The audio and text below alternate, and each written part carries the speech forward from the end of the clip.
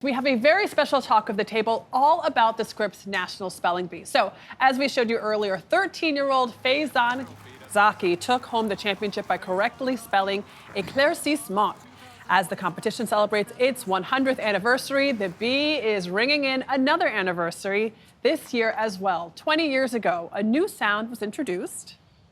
There it is. That's the dreaded bell for misspelling. Jan Crawford went to Maryland to hear for whom the bell tolls. S-A-L. If there's a signature sound of the Scripps National Spelling Bee, Desmotrope. besides words we don't recognize, it's the sound of this bell. Because in the Bee, when a speller gets a word wrong, there's no buzzer or sad trombone. There's only the gentle ding of Head Judge Mary Brooks' family heirloom bell. When they stumble, Yes. that's where the bell comes in. Yes, that's when the bell comes in. But I think it's almost got a soothing tone to it. It isn't that abrupt, jarring, oh dear feeling. The bell has been a part of the Bee since Brooks became head judge in 2005. She and her husband uncovered it in a curio cabinet among her late mother-in-law's belongings. We both just kind of looked at each other, having never seen it before, having never had her say anything about it before.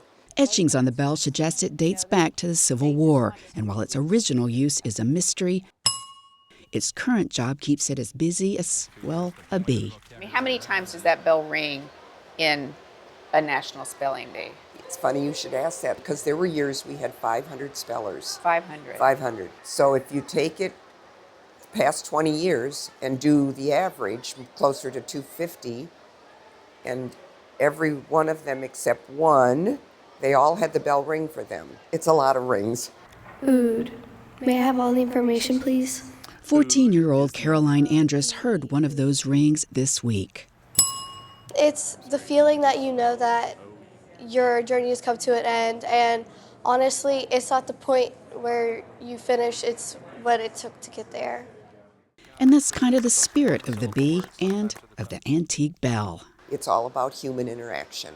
This is not a machine against them. It is a dictionary with words. It is so humane that I think that's why a bell that sounds humane is important. You are such an impressive young man. You've got Brooks also makes sure that the bell isn't the last thing an eliminated speller hears. In the final round, she also delivers a heartfelt message. So go out and do great things and know how very, very proud we are of you. Congratulations. I think what it says to them is, I am still valued, I am still good, I am still a champion. And I can tell by looking at their face, if they give me just a twitch of a smile, I know I've said something to them that connected, and that's good. Good luck and congratulations. Thank you. And when you spell it out that way, the message has a certain ring to it. That is correct. For CBS Mornings, I'm Jan Crawford in Oxon Hill, Maryland.